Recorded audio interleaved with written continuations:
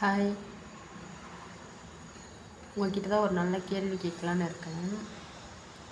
ஒரு பொண்ணு வேணும்னு தானேங்க கேட்டு கல்யாணம் பண்ணிட்டு போகிறீங்க.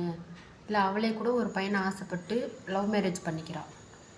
அது அவளோட உரிமைன்னு கூட சொல்லலாம். ஆனால் அந்த பொண்ணு அம்மா வீட்டில் எவ்வளோ செல்லமாக வளர்ந்துருப்பா. ஒரு அம்மாவுக்கு ஒரு செல்ல மகளாவோ, ஒரு அண்ணனுக்கு செல்ல தங்கச்சியாவோ, ஒரு அப்பாவுக்கு செல்ல மகளாவோ, ரிலேட்டிவ்க்கு பார்க்க ஒரு தேவதை மாதிரி ஒரு பொண்ணாவோ வளர்ந்துருப்பாள். அவளை வேணும்னு தானே கல்யாணம் பண்ணிட்டு போகிறீங்க. போன பிறகு உங்களுக்கு என்னதாங்க பிரச்சனை? நான் எல்லா ஆண்களையும் நான் சொல்லலை, ஒரு சில ஆண்களுக்கு மட்டும்தான் நான் இந்த பதிவு போடுறேன். கல்யாணம் பண்ணிட்டு போகிறீங்க, ஒரு குழந்த பிறந்த உடனே ஃபஸ்ட்டு எடுத்தோடனே ஆம்பளை பிள்ளையா இருக்கணும்னு எதிர்பார்க்குறீங்க. செகண்டு பொம்பளை பிள்ளையா இருந்தால் சரி, ஓகே. அதே ஃபஸ்ட்டு பொம்பளை பிள்ளையா இருந்து ரெண்டாவது பொம்பளை பிள்ளையா இருந்தால் உடனே என்ன சொல்லிட வேண்டியது? ஆமாம், வந்தது 2 பொம்பளை பிள்ளையை பெற்று வச்சிருச்சு அப்படின்னு குறை சொல்கிறீங்க. அந்த குறை சொல்கிறவங்க யாருங்க? அவங்களும் ஒரு பொண்ணோ இல்லை ஒரு ஆணோ தானே. அவங்களே இதற்கு முன்னாடி எங்களை மாதிரி வாழ்க்கை கடந்து வந்தவங்க தானே. அதையும் தாண்டி அந்த பொண்ணு அந்த வீட்டில் இருக்கானா, மாமியார் பிரச்சனை, மாமனார் பிரச்சனை, மச்சனை பிரச்சனை, வீட்டுக்காரோட அண்ணன், இவங்க எல்லாரையும் சமாதானப்படுத்தி குழந்தையும் சமாதானப்படுத்தி அவள் அந்த குடும்பத்தில் இருக்கிறானா, அவள் எவ்வளோ பெரிய தேவதைக்கு சமம் தானேங்க. அப்படி இருந்தாலுமே அவங்க யாருமே கட்டிக்கிட்டு போகிற பொண்ணை அவங்க பொண்ணு இடத்துல வச்சு பார்க்கறது கிடையாது. மருமகனா அவள் வேற எங்கே இருந்தோ வந்தா அப்படி தான் நினைக்கிறாங்க. சப்போஸ் அந்த பொண்ணால் அந்த குடும்பத்தில் வாழ முடியல அப்படின்னு சொல்லிட்டு தனித்து வாழலாம் அப்படின்னு சொல்லிட்டு அம்மா வீட்டுக்கு அவள் தனியாக வாழ்ந்தானா, அதுக்கு இந்த சமுதாயம் என்ன தெரியுமா பேர் கொடுத்துருக்கு? நடத்த கெட்டவ, வாழா வெட்டியா வந்துட்டா, வீட்டுக்காரனுக்கு அடங்காதவ.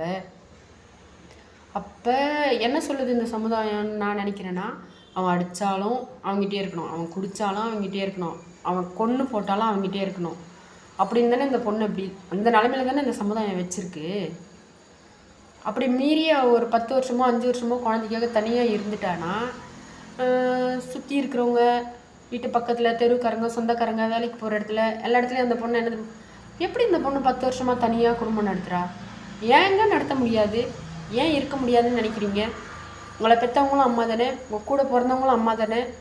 அவங்களுக்கெல்லாம் எங்களை மாதிரி ஒரு பிரச்சனை வந்தால் தனியாக வாழ்ந்து காட்டுவாங்களா இல்லையா? காட்டுவாங்க கண்டிப்பாக. அவங்க காட்டுறாங்களா இல்லையோ, உங்ககிட்ட உங்கள் தங்கச்சியை பற்றி ஏதோ ஒன்று கேட்டால், என் தங்கச்சி மாதிரி இந்த உலகத்தில் ஒரு நல்ல பொண்ணு யாரும் இல்லை, என் தாய் தான் எப்படி சொல்கிறது தெய்வம், என் அம்மா மாதிரி இந்த உலகத்தில் ஒரு அம்மா கிடையவே கிடையாது. ஒவ்வொருத்தவங்களும் இப்படி தான் பேசுகிறீங்க. ஆனால் அது அடுத்த பொண்ணாக இருந்தால் அதுக்கு நியாயம் வேறு மாதிரி பேசுகிறீங்க. ஏன் அப்படி பேசுகிறீங்க?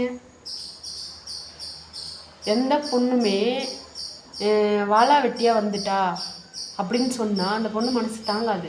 அவளுக்கு அங்கே ஏதோ கம்ஃபர்டபுளாக இல்லை அந்த லைஃப்குள்ளே, அதனால தான் அவள் வெளியில் வரா. அப்படி கூட யோசிக்கலாம்ல. அதை விட்டுட்டு எதுக்கு? அதே ஒரு பையனோட பொண்டாட்டி விட்டுட்டு போயிட்டானா அவனுக்கு வாழா வெட்டின்னு பேர் வருது இல்லையே. அவன் செகண்ட் மேரேஜ் பண்ணிக்கினா அவனுக்கு எந்த பட்டமும் கொடுக்கறது இல்லையே. இல்லை அந்த பொண்டாட்டி செத்துட்டாள்னா அவனுக்கு விதவைன்ற பட்டம் கொடுக்கறது இல்லையே. ஒரு பொண்ணுக்கு மட்டும் ஏங்க இத்தனை பேர்? வாழா வெட்டியாக வந்துட்டா, அப்புறம் என்னது விதவி ஆயிட்டா, அப்புறம் என்னது இன்னொருத்தனை வச்சுக்கிட்டா, இந்த மாதிரி பேர்லாம் பொண்ணுக்கு மட்டும் ஏங்க கொடுக்குறீங்க? இது நம்ம சமுதாயத்தில் மட்டும்தான் இப்படி இருக்கா, இல்லை எல்லா இடத்துலையும் இப்படி இருக்கான்னு எனக்கு தெரியல. நான் சொல்கிறதுல ஏதாச்சும் தப்பு இருந்தால் என்னை மன்னிக்கவும். ஒரு பொண்ணு இந்த சமுதாயத்தில் தனியாக தனித்து வாழ்ந்தா அவளுக்கு பேர் வேற வைக்கிறீங்க. ஏன் வைக்கிறீங்க? இதே உன் வீட்டில் உன் அக்காவும் உன் அம்மாவும் தனித்து வாழ்ந்தா நீங்களே சொல்லுவீங்களா அந்த பேரை? சொல்ல மாட்டீங்க. உங்கள் வீட்டுக்கு ஒரு நியாயம், அடுத்த பொண்ணுக்கு ஒரு நியாயம். எப்படிங்க?